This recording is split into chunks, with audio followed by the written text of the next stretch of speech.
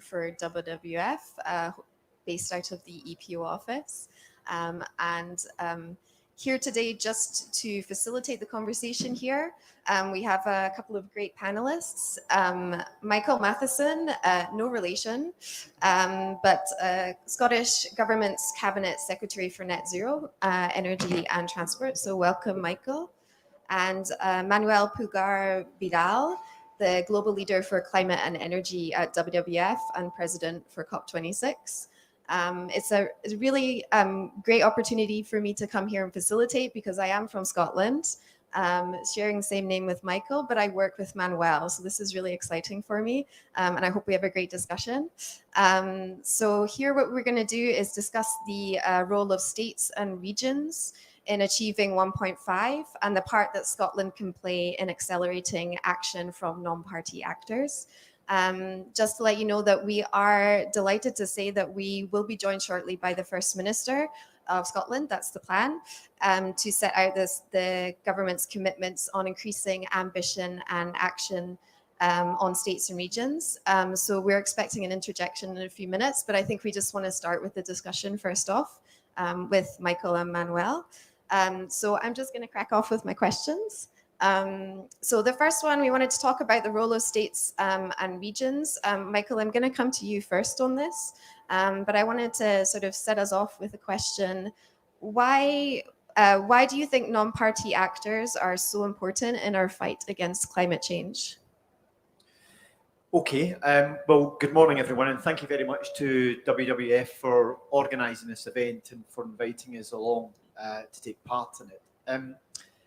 I think one of the key things around tackling climate change is that it may be member states of the UN who will sign treaties, but the reality is that the vast majority of the work and actions which will be necessary to achieve the changes required will be required from subnational and state level.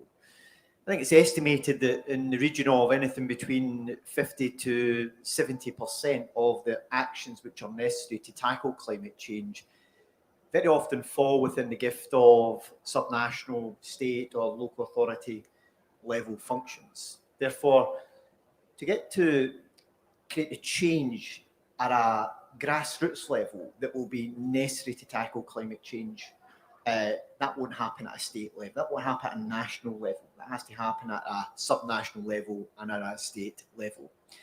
I think one of the real challenges here is to also recognise that for many people, the issue of tackling climate change can appear quite remote to them.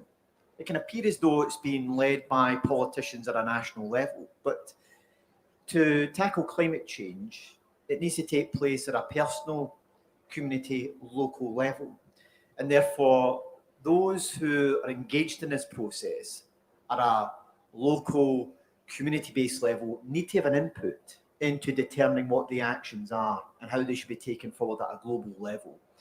So I think that combination of creating the connection between individuals, local communities, and the change that's necessary means that subnational governments, state governments, local governments have to be seen as key players in tackling climate change. And then alongside that, we also need to recognise that the vast majority of the actions which will be necessary to affect change on a global scale will fall to the responsibility of subnational, state and local authority partners. And for that reason, they have a critical role to play in tackling climate change globally.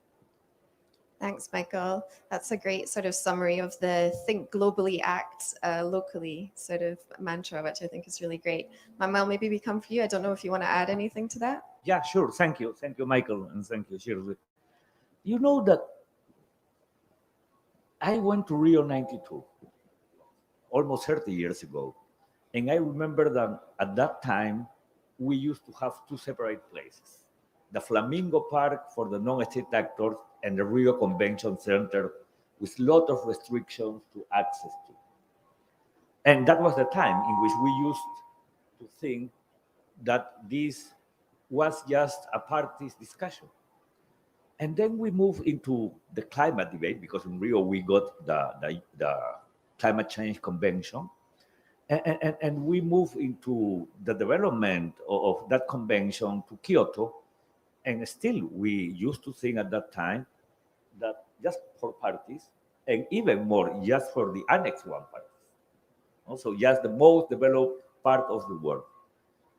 But after that, when we started to think on what it would be after Kyoto, we failed in Copenhagen. And it is interesting how much human being it is used to understand by failing. And why we failed? Because we thought that we could be able to repeat what we had developed in Kyoto, and that was not true. At that time, the world was completely different. Year 2000, 2009, no, Copenhagen. And we started to understand that, okay, we must have a different approach from the top down to the bottom up. So, first, for sure, we understood the importance of having all parties taking not only decisions, but implementing it. But then also we started to understand the importance of convening non-parties. And that is why, and I am used to feeling very proud that in Lima we decided to launch this Lima Paris Action Agenda. That it was the first time ever in which this agenda was created. So I am used to thinking that most of the times it is by understanding processes and by going back to history that we can understand the evolution and why now are so important the non-state actors. But Michael, you mentioned also something important. Now we are not discussing an agreement. We are discussing implementation. And the only way to implement it is by moving this domestically, so to the national level, but also to the subnational level. Because if we are not able to do that, we won't be able to implement. And if we are not able to implement, we won't achieve our targets. That's as clear as that. So that is the second main reason of the importance of a non-state actor or non-party, whatever it could be the name of the agenda. But the third reason, it is about the economy, the importance of recognizing that there are different actors in the economy.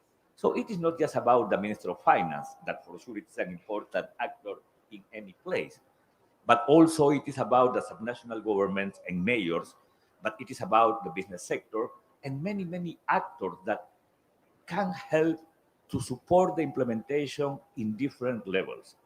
And that is why we created this agenda in 2014. Because I remember that when I went to Warsaw a year before, the business sector used to be outside the walls. And it was a time in which we don't used to have a green zone. So it was just a party discussion. And we created with a different name, Voices for Climate, the idea of a green zone in the Lima Paris Action Agenda. And that changed. And we did it by thinking in the economy and by thinking in the implementation on, at that time, we were aiming to get. And finally, we got it, fortunately, in Paris. And by the end, and also related to implementation, the fourth reason, it is that the only way to make an agreement as the Paris one, a well-implemented one, it is by understanding the social dynamic. And the social dynamic occurs in cities. It is. And also because we know the importance of cities in relation not only to emission, so how important actors they could be to cut those emissions.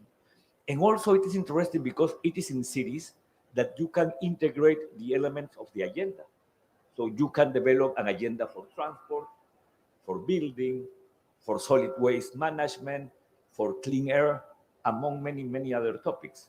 And that is what Scotland is doing with different plans, even with this voluntary NDC that you released or enacted in July, I think, 2021, so some months ago. So those are, surely, my point of view, the four reasons that make that non-state actors agenda so important. Thanks, Manuel.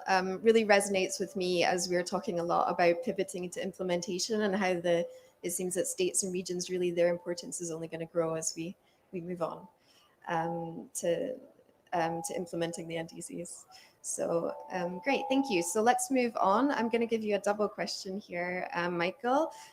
What do you think should be done to involve states and regions in the UNFCCC? And if we think about the next couple of weeks at COP26, how do you think we can ensure that there's a legacy for states and regions by the end of our conference in Glasgow? So I think there's a number of different layers here. So if you picking up on the point that Manuel was making, is that this decade has got to be the decade which focuses on delivery. So we're no longer at the point where we are looking to set targets. We know what we have to achieve. The science tells us that. And we need to focus much more on action and pace of change in order to meet our climate change targets. And from this COP, I think one of the things that's going to be absolutely critical is that state players at an international level have the level of ambition within their nationally determined contributions, which we know at the present moment doesn't reach where it needs to get to. So we need to see that level of ambition. But we need to see that level of ambition also reflected in the fact that subnational governments, states will play an absolutely critical role in the delivery of that. So if I take a practical example, let's take the UK. The UK cannot achieve its climate change targets unless Scotland decarbonises its energy system and we invest significantly in both onshore and offshore renewable energy. That's absolutely mission critical to delivering on climate change for the UK. But to achieve that, the Scottish Government has to create the regulatory framework and also put in place the actions that will be necessary to allow that to be achieved. So I think we're now, as Manuel rightly points out, we're no longer at the point of discussing what the agreement should be. It's about implementation of the agreement. So a success, I believe, from this particular COP would be a greater recognition and understanding of the role that subnational states and state players will have in the implementation of the Paris Agreement, and that they are critical to helping to support that. And what do I think should happen in order to help to facilitate that? I think as we move forward with COPs, they gradually evolve. And we always pointed out the progression that we've saw over the course of the last 10 plus years. I think as COPs grow and as it becomes more focused on implementation and action, there needs to be a greater role for subnational and state players in the dialogue that takes place at COP. Now, there's a number of different routes in which you could go about doing that. There's a number of different models. So, for example, if I was to give you an example, the Edinburgh process, which has been used for biodiversity, which was very much, as Manuel said, it was a grassroots up approach. It was facilitated by the Scottish Government and civic-based organisations, which is much more about working up from the bottom up to create the change in biodiversity, which is closely linked to climate change. I think we need to get moving much more in that direction going forward in future COPs, recognising the role that needs to build up from the grassroots to create the type of policy implementation and framework that will be necessary to tackle climate change. So my view on both of these questions is that a successful COP will recognise that as we move towards implementation of the Paris Agreement, that subnational governments have a much bigger role, an important role in its implementation. And as we move forward in the future, is that they have a bigger role to play in determining how that implementation is taken forward as well in future dialogue and discussion. And that, in my view, would be a positive both for subnational governments and also, I think, for achieving a more successful outcome from COP. Because if it's left at that national level continually, we will not see the change and the pace of change that's necessary. And you can see, we're discussing earlier on, in the United States, during the course of the previous US administration, when it withdrew from the Paris Agreement, it was at a state level where action was still being taken to tackle climate change in states like New York and California. They were critical to helping to make sure they maintain progress in tackling climate change. So I think we need to understand that as we progress, that to achieve the transition and pace of transition that will be necessary, subnational governments and state governments are going to be absolutely essential to making sure that happens, and to do it in a way that is just and fair in delivering a just transition. Thanks, Michael. I'm just going to just selfishly interject because I have the mic to say congratulations to Scotland, because you've taken great steps on this with your subnational NDC, and that's something that us at WWF has recognised through our NDC-B1 initiative. We're assessing all parties' NDCs coming in, and Scotland is the only and first one that we have that's a subnational NDC, and you got a great review from us on that, so congratulations. Thank you very much. Manuel, I turn to you. Maybe if you want to add to Michael's probably remarks. a couple of things. And Michael, really interesting what you mentioned by the end of your last intervention. It's amazing how well the non-state actors agenda could be a political firewall for the nihilism. No, that happened in the US. So the US still in demonstrated how useful it was for those times of denialism and resistance to implement the Paris Agreement. Now it has evolved into America's is all in, and for sure it is keeping some role, but also readjusting to the new reality of the US. And for sure, it is not the case of the US, the only one that we could suffer in the future. So we know since the beginning of the Paris Agreement, I used to say the Paris Agreement, it is as driving from northern Canada to southern Argentina, in which we will have different roads, probably some more difficulties in some places. But as former President Hollande mentioned, the Paris Agreement, it is irreversible and unstoppable. No? And that is something in which we must insist on. But in relation to that question also, let me say that when we think in COP26 and what are the opportunities to continue strengthening the subnational government role, for sure, the Marrakesh Partnership and its strengthening into that Marrakesh Partnership 2.0, and in that sense, the two champions, the Chilean and the UK one, they have done a great work. It is a place through the race to zero, the race to resilience, and the sectorial breakthroughs. No, it is a place through which the cities can strengthen their agenda, but also through the sectorial entry point. Again, as I mentioned, it could be because of transport of some of those sectors. But let me add something, Michael. We know that we still have a gap to cover in sense of ambition. We have just heard from some weeks ago what UNFCCC is saying, that with current NDCs, we could raise temperature by the end of the century of around 2.7 degrees Celsius. Welcome, First Minister, please.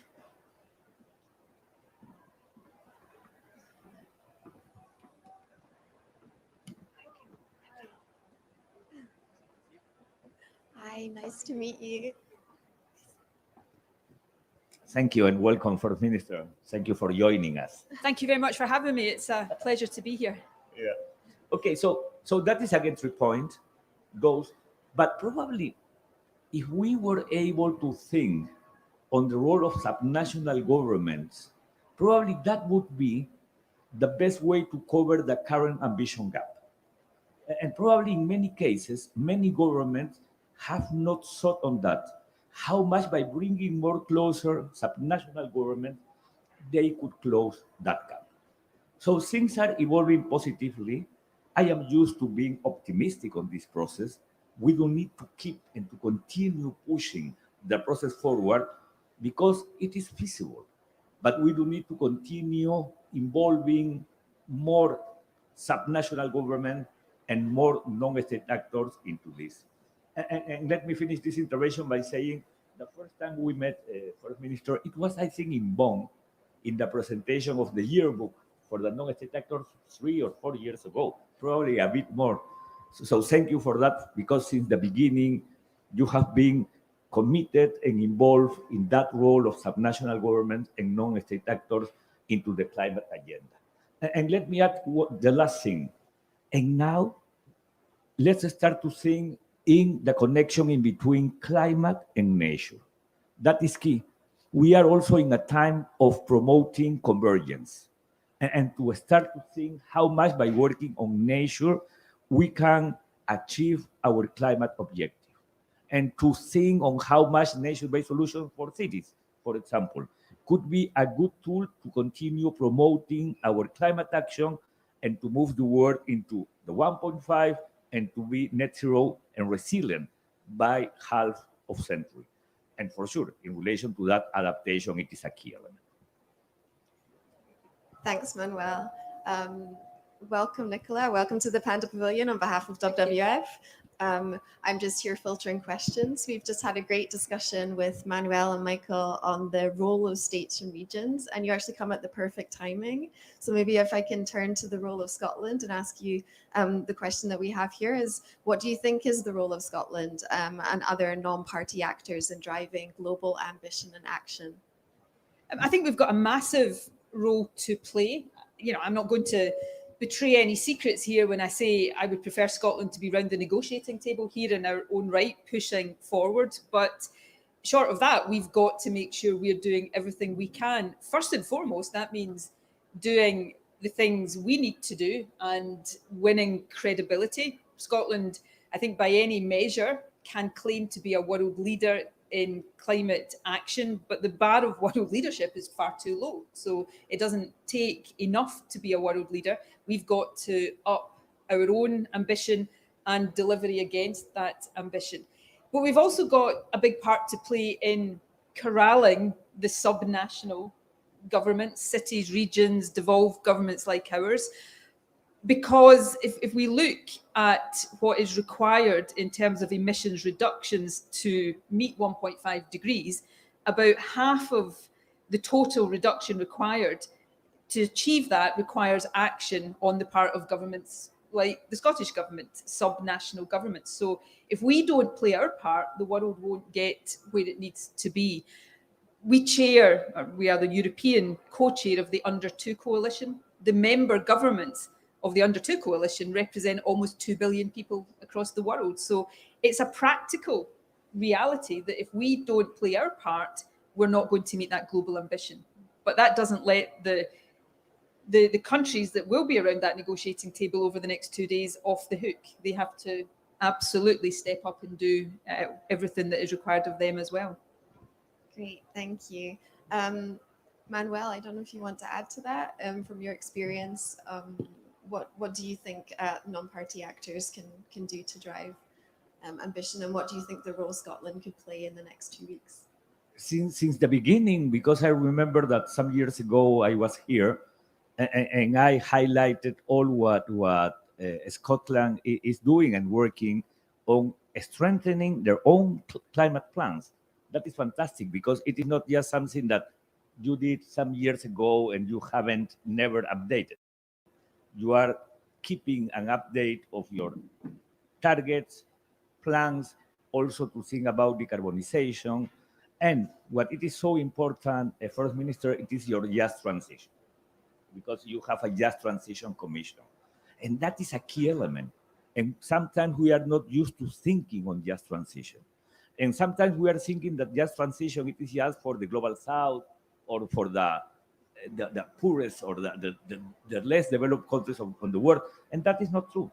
It is for around the world, because the level of vulnerability, it is affecting the whole world. Let's see what it has just happened in, not just, but some months ago in Germany with floods, or with the fires in the Mediterranean, or in California with the fires happening, not just, but some months ago in Germany with the floods, or with the fires in the Mediterranean, or in California with the fires. So that is something that it is key. And I am all the time thinking in the just transition, for example, for the Amazon, because we know that the model for the Amazon could be unfortunately be converted in a savanna, And also because the current ecosystem of the Amazon, it is strongly dependent of fossil fuels. So we do need to know that if that is the model, and if that is the dependence of that economic activity, and we are planning to phase out fossil fuels as soon as we can, we have to start to think on a just transition. So that is why the importance of those kind of commissions, First Minister, and also your ability to update and to keep updating your climate plans.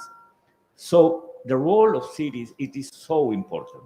The role of subnational government, it is so important because the level of people that we could engage, but also the promotion of more awareness, more conscious. The connection, it is on cities. So it is about not only production, but also consumption. We know how much a good and responsible consumer could contribute to the climate crisis. And the best way to do it, it is on cities. By engaging both who are producing and who are consuming. Because it is the only way, it is not just about the business sector and to blame the corporation. Also, it is about us. And that responsibility is mostly on cities. So cities and subnational and regions. So that is why I think that it is so important to have good examples as Scotland to continue developing this kind of plans. Thanks, Manuel. Yeah, Nicola, maybe I'll come to you with another question. You've given a few examples, but it'd be great to hear a little bit more on your thoughts and reflections. How the Scottish Government, I mean, like you say, we don't have a seat at the table, but we want to be an inspiration at COP26. So how is the Scottish Government working domestically and internationally to accelerate action and encourage other governments to do so when it comes to climate change? So firstly, briefly domestically, we can only have credibility in trying to push other countries if we are doing what we are required to do. Manuel talked about the importance of us updating and reporting against our climate targets every year. We've got legally binding annual targets. And much is made rightly of the fact that we haven't quite met those targets for the last 3 years. So we have to publish catch-up plans. But actually, while I want to meet the targets, I would rather have ambitious targets that we fall marginally short of, because we will achieve more that way than having targets that are not at all stretching that we leap over every year, because we will do more with the former than with the latter. So leading by example, being a voice for the action that has to be taken globally at summits like this, and using, albeit a relatively small power and spending power, in ways that set an example. So one concrete example today, having been the first country almost a decade ago to establish a climate justice fund, today we've become the first developed country to say that we are going to commit resources to loss and damage projects internationally. That's trying to set an example. The amount of money that we can dedicate by international standards is relatively small, but the power of the message is almost as important as the quantum of the money. And here, making sure the voices are very loud for what has to be done coming out of here. I'm looking around the walls here. Every climate promise must be kept. Frankly, none of them are being kept right now. You know, climate finance, which should be the relatively easy bit for developed countries to deliver, isn't being delivered yet. Time to deliver, no excuses. These messages have to ring out through summits like this, and we've got a part to play in trying to ensure that is the case. Thanks, Nicola. Yeah, great remarks. I think the promises also need to be more ambitious, so there's a lot to do on that regard. Sure, I agree they need to be more ambitious, but if the unambitious ones aren't even being met yet, we've still got, you know, I've just come from meeting Greta Thunberg and Vanessa Nakati, and, you know, those voices often, including for people like me, are really uncomfortable at times because they make us confront the hard realities of our own lack of delivery. But my goodness, they are so important to shake, you know, the sort of gatherings that will take place in here over the next few days out of the sense of complacency that surrounds them all too often. Completely agree. And I know, First Minister, I know that you have to run quickly. Two things. Also, the role of cities for adaptation. That is a key element. I remember it was probably Bonn again, that I had a panel with the mayor of Oslo and the mayor of Moldova, Liberia. It was like, wow, amazing, the big difference in between. So when I was the moderator, and I asked them to switch the roles. And I asked the mayor of Oslo, seeing that you are in charge of Liberia with Ebola, tuberculosis, and all those kinds of problems. And it is so difficult because the level of needs of adaptation are key elements in many, many cities. And you mentioned something, First Minister, that it is so important. How to connect climate finance with cities, with subnational government. I think that there is a strong room to keep that agenda in the top, because probably we haven't yet gotten that level of putting too close the financial flows to the needs of cities or subnational government. We haven't got anywhere near as close as we need to be. We talk, because we're still talking about meeting the target of the quantum, we're not yet talking in enough detail about what that money has to do, and all of the different uses of it. But you said something there that I think is quite interesting, and reflecting on when we last met in Bonn, and asking somebody from Oslo to imagine, being in Liberia. Now, I'm not suggesting any of us can ever imagine the scale of challenges, but actually since then, we've all had to confront this a challenge on a scale that we'd never contemplated before in the form of a global pandemic. And the ingenuity and the sense of urgency brought to bear on that, vaccines being developed from a standing start. Now, some of that is what we need to now bring to bear on this. So yeah, it's not quite what the reality is in places like Liberia, but we've all confronted emergencies over the last couple of years that should completely change our mindset on what is achievable and what is not achievable.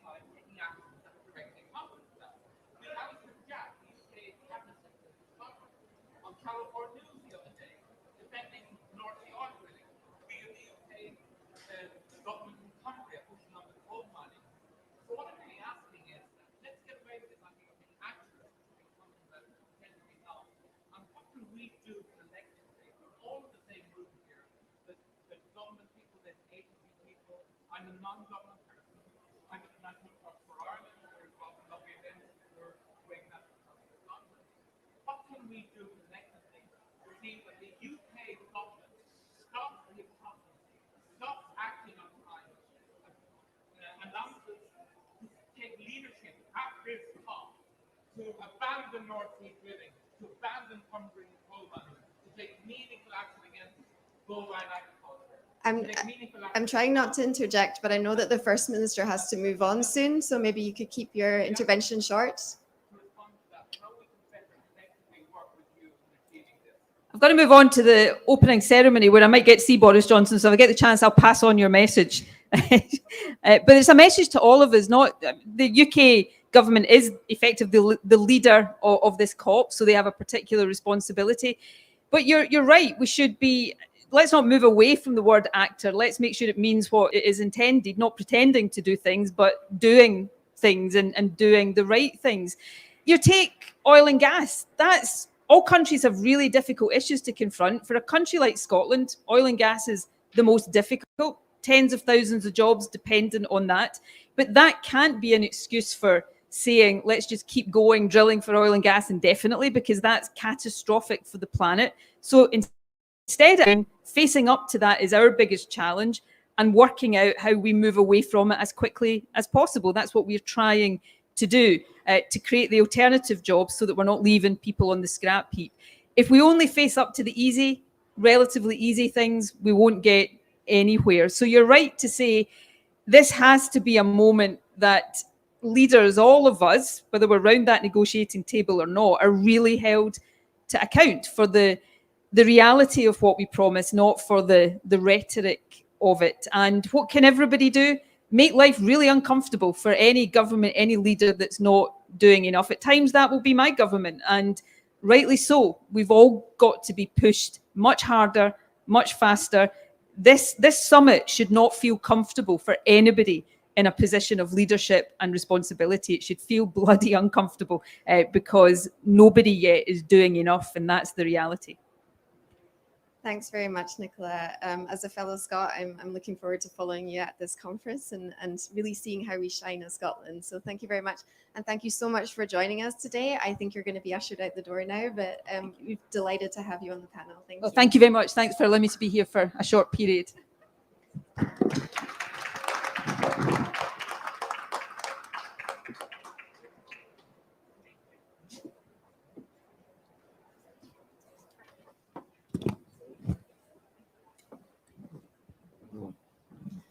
Great. Thanks very much, Nicola. We have fast run out of time, and I apologize, Michael. I didn't forget you at the end of the panel, but it was very difficult to sort of get to in the end. But I know you've got a really tough role. Your mandate is net zero energy and transport. So I just wanted to give you the space if you wanted to add anything to what's been said here about the role of Scotland and how ambition targets can be part of this from your perspective. Well, look, thanks very much. It was good. It was great the First Minister was able to join us for a period. I think I've got a new role, and it's a new role that's been created in government in trying to coordinate the government's wider strategic approach to tackling climate change and driving forward the net zero agenda, which brings its challenges, but it also brings very significant opportunities. I want to maybe pick up on a practical example to illustrate the importance of subnational governments in driving forward some of this agenda in practical policy terms. If I was to say to you that Scotland has 25% of Europe's offshore wind energy capacity, would you be surprised?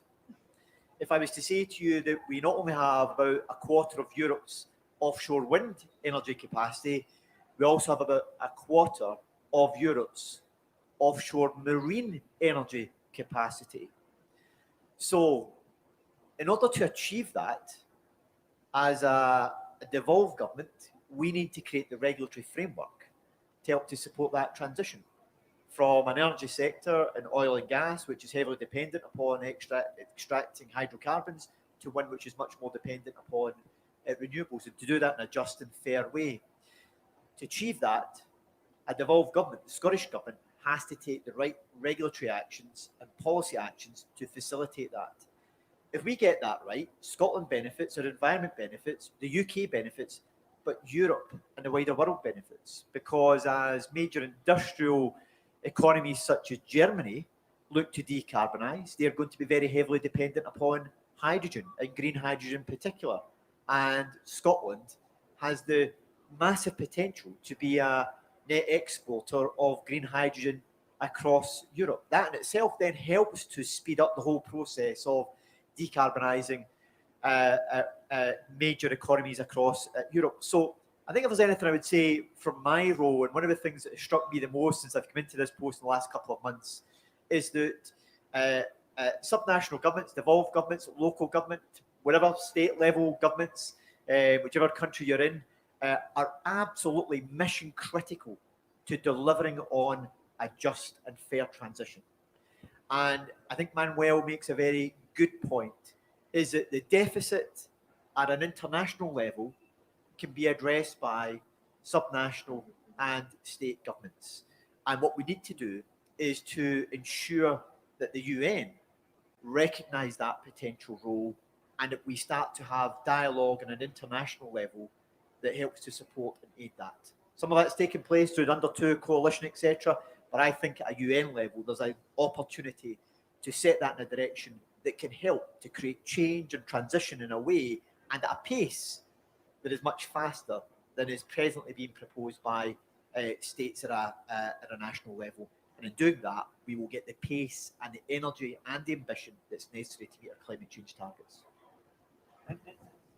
let me add something that probably is related to what you are working on, Michael, and also related to our friend in the audience that made that question about energy.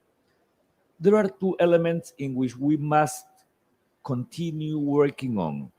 The first one is cooperation, because lack of cooperation in the energy sector is promoting that everybody is looking for their own source of energy around the world. The pandemic has shown us how poor cooperation we had mostly in the beginning, even in Europe, in which every country took their own decision to address their own problem. Now let's move this into energy. And it is the lack of cooperation in relation to energy that it is creating not competing relation, but that everyone is looking to, and this is my second concept, energy security. We must switch the concept energy security, that we know that it is the most affordable source of energy for a functioning economy, and look how much we can include to that concept the climate considerations. Because if we keep it as for years, it has been the concept, countries will continue extracting their most affordable source of energy. So that is the point. And if we are not able to cooperate, no, we will continue having this situation in the energy sector when we do need to switch all that behavior. So cooperation, it is a key one. It is a key element, and energy security concept, it is something in which we should continue discussing deeply to switch and to bring into that consideration the climate consideration. That is for me two key elements to complement, no, what are the problems with energy. Thanks, Manuel. We've sort of run over on time a little bit, so I'm going to do a quick wrap up. But I just want to say thanks very much. I will say, as a from the north, it would be wonderful if we could say we're harnessing the energy for good and getting energy out of it, especially with our wonderful weather here. I think we really need to start making use of it. But yeah, great comments from everybody. Thanks so much. As a quick wrap up, thank you everybody for coming. I think the Scottish Government, WWF, are going to be doing more this week on talking about the role of states in the context of climate. WWF Scotland will have events on, so you're all very welcome. Michael, maybe you could join us for some. We're doing one on just transition, net zero, and agriculture. So hopefully you can join us. But that's everything for us. Thank you so much for joining.